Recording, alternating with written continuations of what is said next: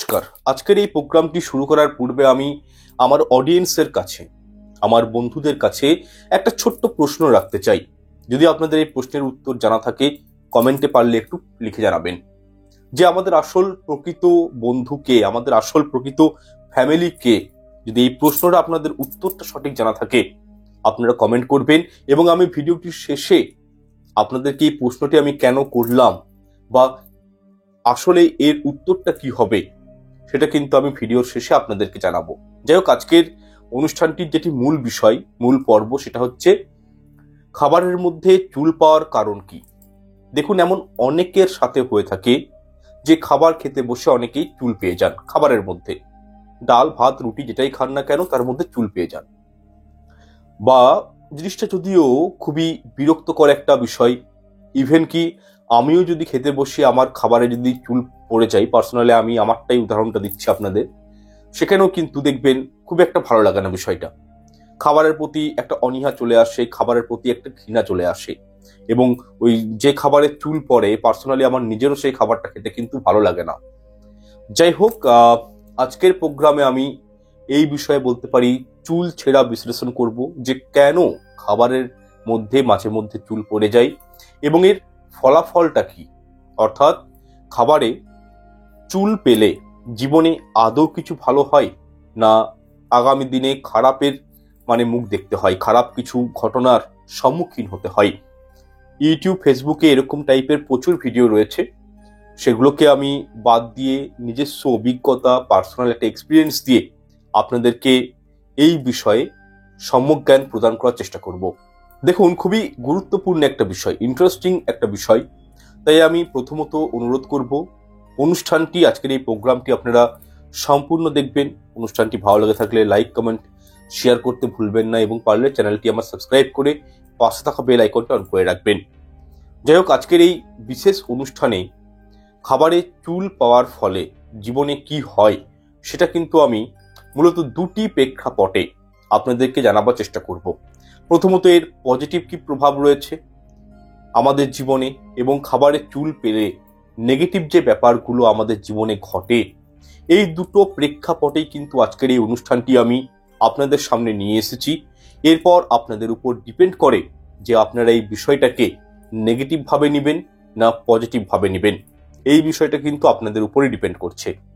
যাই হোক, প্রথমত আমি পজিটিভ যে বিষয়টা রয়েছে সেটা প্রথমে কিন্তু আপনাদেরকে জানিয়ে দেব, এবং সেকেন্ড পর্যায়ে আমরা জানবো যে খাবারে চুল পড়লে কি কি নেগেটিভিটি আমাদের জীবনে আসতে পারে।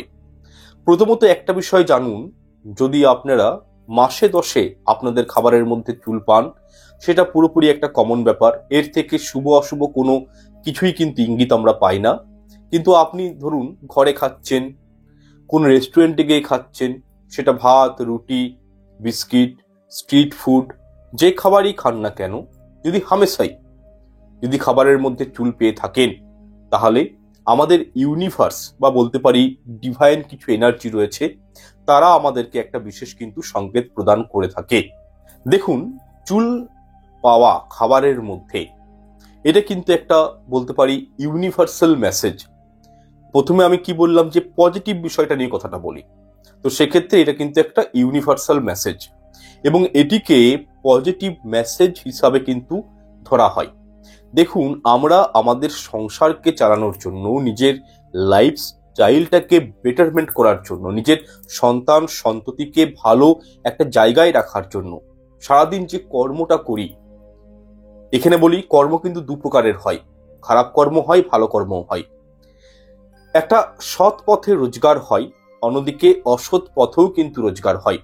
কিন্তু যদি আপনারা সৎ পথে রোজগার করে জীবনযাপন করেন এবং আপনি সৎ পথে রয়েছেন কিন্তু বিশেষ অগ্রগতি করতে পারছেন না, জীবনে আপনাদের অগ্রগতি হয়নি, সফলতা আসেনি, তো সেক্ষেত্রে খাবারের মধ্যে চুল যদি আপনারা বারংবার পেয়ে থাকেন, তাহলে এমনটা মনে করা হয় যে আপনি একদম রাইট পথে রয়েছেন, এবং ভবিষ্যতে আপনি আপনার ড্রিম, আপনার ডিজায়ার, আপনার স্বপ্নকে বা আপনাদের যে পরিকল্পনাগুলো রয়েছে সেগুলোকে পূরণ করতে পারবেন। এরকম কিন্তু একটা পজিটিভ ওয়েতে এই বিষয়টাকে ইঙ্গিত করা হয়।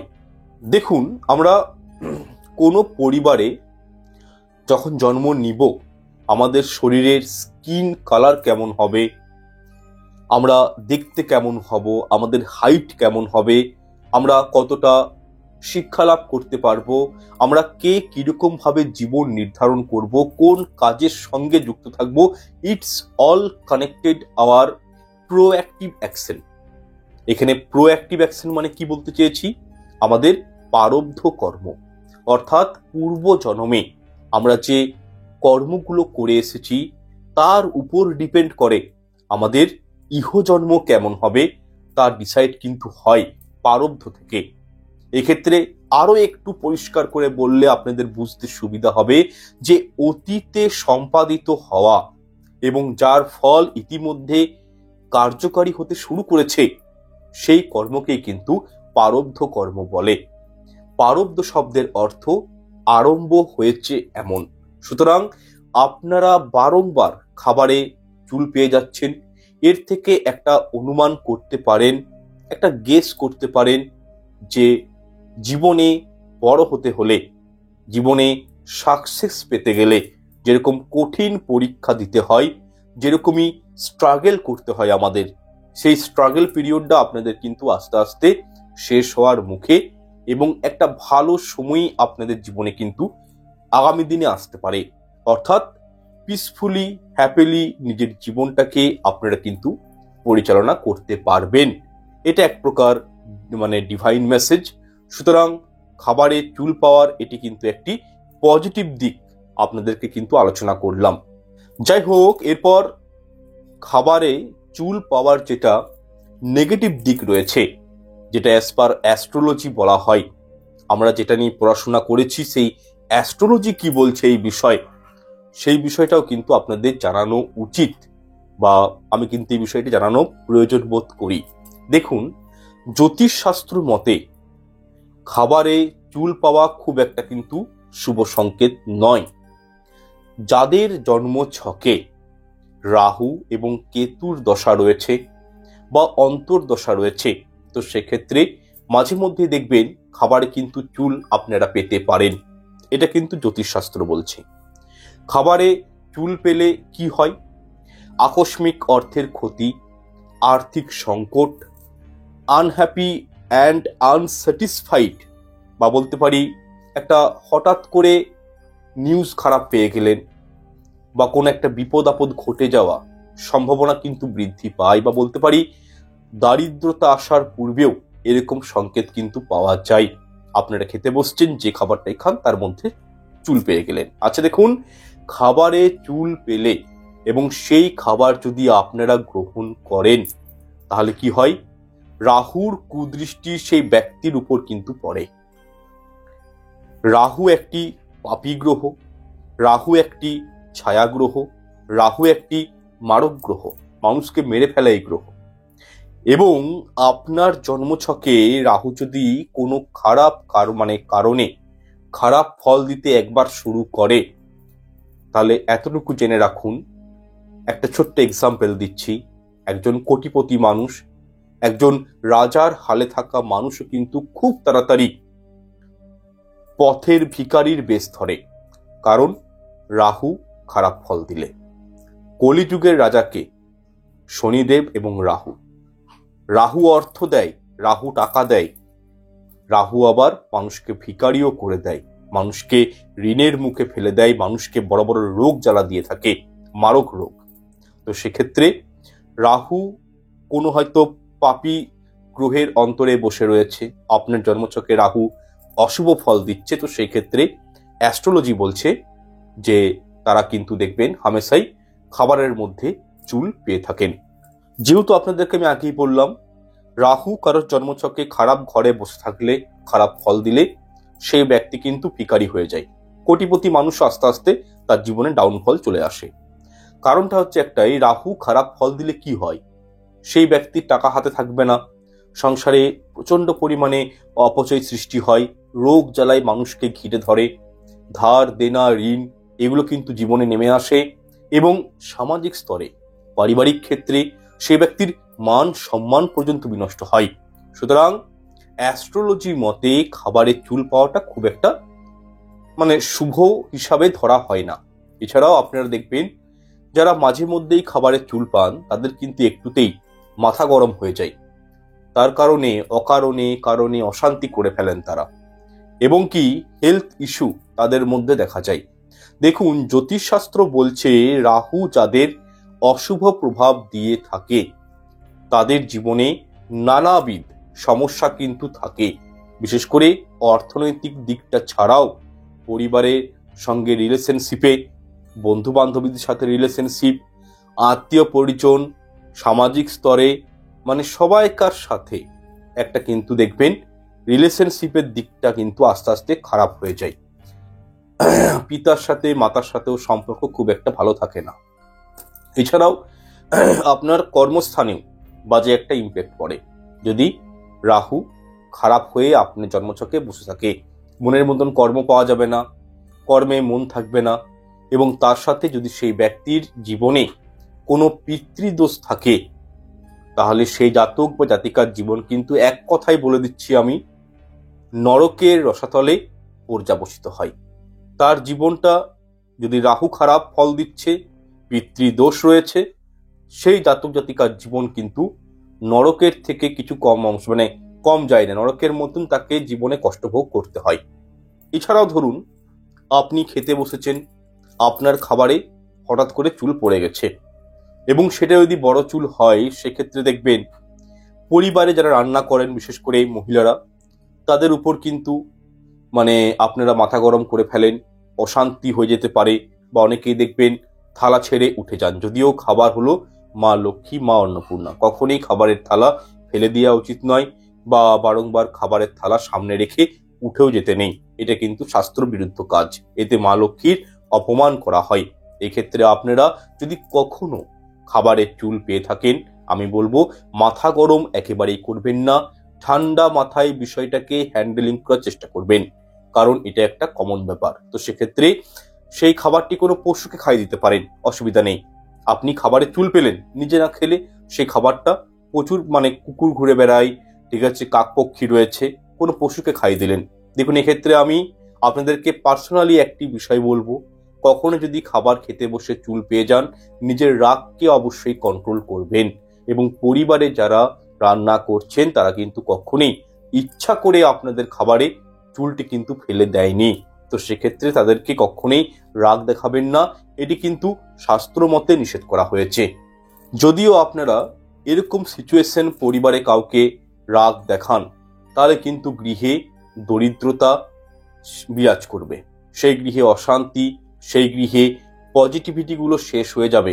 এছাড়াও আপনারা নিজেরাই দেখবেন যদি খাবারের মধ্যে বারংবার চুল পান তাহলে কিন্তু খাবার খাওয়ার ইচ্ছাটা শেষ হয়ে যায়, এবং খাবারের প্রতি একটা অনীহা, হতাশা এগুলো কিন্তু সৃষ্টি হয়। অর্থাৎ মেন্টালি পিস, আমাদের যে মানসিক শান্তি রয়েছে সেটা কিন্তু বিঘ্নিত হয়। মানসিক দিক থেকে দেখবেন এক প্রকার ইরিটেশন চলে আসবে, এক কথায় বললে হেলথ ইস্যু, মানে হেলথের দিকে একটা বাজে এফেক্ট পড়ে, এই সমস্যাগুলো কিন্তু আসে। এছাড়াও মানে আমরা প্রত্যেকেই জানি যে চন্দ্রদেব হলো আমাদের মনের কারক গ্রহ। আমরা যা থিঙ্ক করি, আমরা যেটা ভাবি, সেটা কিন্তু চন্দ্রের কারণে। চন্দ্র আমাদের বলতে পারি 40% উপর মনকে কন্ট্রোল করতে পারে। এছাড়াও চন্দ্র অর্থাৎ মুন হচ্ছে ক্যাশ ফ্লোয়ের কারক গ্রহ। সেক্ষেত্রে বারংবার যদি আপনারা খাবারের চুল পেয়ে যান, তাহলে কোথাও না কোথাও চন্দ্র প্রেরিত অবস্থায় থাকে, যার ফলে আর্থিক সমস্যা জীবনে কিন্তু নেমে আসে। আমাদের হাতে যে টাকা পয়সাগুলো আসে বিভিন্ন দিক থেকে, আর্থিক যে স্ট্যাবিলিটি থাকে সেটা কিন্তু আস্তে আস্তে তার মধ্যে ডাউনফল চলে আসে, এবং কি অর্থনৈতিক সমস্যায় কিন্তু আমাদেরকে সাফার করতে হয়। যাই হোক, আপনাদেরকে পার্সোনালি আমি গাইডেন্স করব যে খাবার খেতে খেতে চুল পেতেই পারেন, এই নিয়ে খুব একটা বিভ্রান্ত হওয়া বা সারাদিন সেই বিষয়টাকে নিয়ে ভাবা কোনো মানেই হয় না। দেখুন, একটা জীবনে বেঁচে থাকার জন্য অনেক স্ট্রাগল আমাদের করতে হয়, জীবনে অনেক মানে কি বলবো অবস্ট্রাগল থাকে, এবং এমন কার্য রয়েছে যেগুলো আমাদের ঘৃণা লাগলেও করতে হয়। সুতরাং আজকে যে বিষয়গুলো আপনাদের সঙ্গে আলোচনা করলাম মাথায় রাখবেন, এবং খাবারের চুল পড়া এটি শুভ না অশুভ এর দুটো প্রেক্ষাপট আপনাদের সামনে আমি বর্তমানে তুলে ধরলাম। আপনারা কেমনভাবে বিষয়টা নিবেন সেটা কিন্তু কমেন্ট সেকশনে অবশ্যই কমেন্ট করে জানাবেন। এটি আপনাদের সম্পূর্ণ পার্সোনাল বিষয়, আমি জাস্ট বিষয়টা সম্পর্কে আপনাদেরকে জানিয়ে দিলাম। যাই হোক, এরপর কিছু রেমেডি আপনাদেরকে আমি অবশ্যই বিষয়ে দিব, সেগুলো পারলে করবেন, দেখবেন এই সমস্যা থেকে কয়েকটা সপ্তাহের মধ্যেই বেরিয়ে আসবেন। যারা হামেশাই খাবারের মধ্যে চুল পান তারা এই রেমেডিগুলো করতে পারেন। যাদের এই প্রবলেমটা রয়েছে, চুলের যে সমস্যাটা, কি করবেন, নিজের ইষ্ট দেবতার পূজা অর্চনা করবেন। আপনার ঠাকুর ঘরে যে বিগ্রহ মূর্তি রয়েছে উনাকে পরিষ্কার পরিচ্ছন্ন রাখবেন, ঠাকুর ঘর পরিষ্কার পরিচ্ছন্ন রাখবেন, উনাদের পুজো করবেন। এছাড়াও বৃহস্পতিবার শনিবার দিন একটা বিশেষ ক্রিয়া বলে দিচ্ছি, করে রাখবেন, খুব ভালো রেজাল্ট পাবেন। নারকেল খোলার মধ্যে একদম ভর্তি করে আপনারা চিনি রেখে কোনো অশ্বত্থ গাছের গোড়ায় দিয়ে চলে আসবেন। একটা ছোট্ট উপায়, রাহু কেতু যেরকমই প্রবলেম হোক না কেন সেখান থেকে আপনারা কিন্তু বেরিয়ে আসতে পারবেন। রাহু কেতুর যে দুষ্প্রভাবটা রয়েছে আপনাদের জীবনে সেটা কিন্তু খণ্ডন হয়ে যাবে। এছাড়াও শনিবার দিন সকালে স্নান করে চাল সিদ্ধ করে সেই ভাত ছাদের উপর রেখে আসবেন, যাতে করে পাখিরা এসে সেই খাবারটি খায়। এবং সেই ভাত যদি কোনো কাক এসে খেয়ে নেয় তাহলে কিন্তু পিতৃদোষ কমে এবং রাহুর প্রকোপটা কমে যায়। সুতরাং যদি আপনাদের জীবনে কোনো নেগেটিভিটি বা কোনো বিপদের আশঙ্কা সৃষ্টি হয়, সেটাও কিন্তু আস্তে আস্তে এই একটা ছোট্ট ক্রিয়ার মাধ্যমে, এটা কিন্তু প্রত্যেক দিন করবেন। অল্প করে বাটিতে ভাত নিয়ে নেবেন, সেটা ছাদের উপর গিয়ে রেখে চলে আসবেন, কোনো পাখিরা এসে সেটা খাবে, সেটার মাধ্যমে কিন্তু পিতৃদোষ কাটানো হবে। সামান্য সামান্য কিছু রেমেডি আপনাদেরকে আমি প্রদান করলাম, এগুলো খুব কার্যকরী, খুবই ফলপ্রদ। হ্যাঁ, আপনারা করে দেখবেন, খুব ভালো রেজাল্ট পাবেন। দেখুন, অনুষ্ঠানটি শুরুতেই আপনাদেরকে আমি একটা প্রশ্ন করেছিলাম যে আমাদের প্রকৃত ফ্যামিলিকে, আমাদের প্রকৃত বন্ধুকে, সেক্ষেত্রে বলবো আমাদের সব থেকে কাছের যিনি, আমাদের সত্যি যিনি বন্ধু বলতে পারি বা ফ্যামিলি বলতে পারেন, তিনি হলেন পরমেশ্বর ভগবান বা বলতে পারি ঈশ্বর। তার কারণ আমাদের দেহ কিন্তু নশ্বর, কিন্তু আমাদের আত্মা বা পিওর সোল সেটি কিন্তু একটা ঐশ্বরিক অংশ, ঈশ্বরীয় অংশ। আমরা আমাদের ছেলে মেয়ে, মাতা পিতা, স্বামী স্ত্রী সবাইকে খুব কাছের মনে করি, কিন্তু বাস্তবটা ঠিক এর উল্টো। বাস্তব হলো আমরা এই ধরাধামে কোন একটা উদ্দেশ্য নিয়ে জন্ম নিয়েছি এবং সেই উদ্দেশ্য যখন পূর্ণ হয়ে যাবে তখন কিন্তু এই মায়ার জগৎ ছেড়ে, মায়ার জগৎটি ছেড়ে দিয়ে যিনি আমাদের প্রকৃত বন্ধু, যিনি আমাদের ফ্যামিলি অর্থাৎ ভগবান, উনার কাছেই কিন্তু বিলীন হয়ে যেতে হবে। তাই অবশ্যই বলবো, ভগবানের প্রতি বিশ্বাস রাখবেন, নিজের কর্মটুকু সৎভাবে করে যাবেন। এর ফলে জীবনে যেরকমই পরিস্থিতি আসুক না কেন সেখান থেকে কিন্তু স্বয়ং ভগবান আপনাদেরকে রক্ষা করবে। যাই হোক, আজকের প্রোগ্রামটি দীর্ঘায়িত করছি না, প্রোগ্রামটি এখানে শেষ করলাম। দেখা হচ্ছে পরের অনুষ্ঠানে। অনুষ্ঠানগুলি ভালো লাগলে লাইক, কমেন্ট, শেয়ার করতে ভুলবেন না। চ্যানেলটি সাবস্ক্রাইব করে রাখবেন। এরকমই সব বাস্তুশাস্ত্র, ধার্মিক সংক্রান্ত বিভিন্ন ভিডিও পাওয়ার জন্য। ঈশ্বর আপনাদের মঙ্গল করুক। নমস্কার, ধন্যবাদ।